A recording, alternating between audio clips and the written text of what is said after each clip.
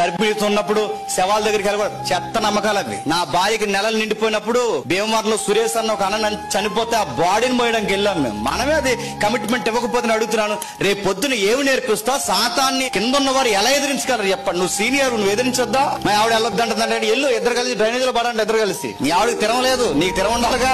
లోకస్తులు నమ్ముతారు అలాంటి అంతా, ఇది ఇంటికి వస్తుంది, అలా జరుగుతుంది. మనం నమ్మం, మనం సాతానంగా ఎదిరిస్తాం. ఎందుకంటే నిరర్ధకమైపోయే తత్వజ్ఞానాలు చెరపెట్టుకుపోయే లోకంలో వాడు బాగా నేర్పించేశాడు. వాటిని నేను ఎదిరిస్తున్నాను గుర్తుంటే తెలుసా?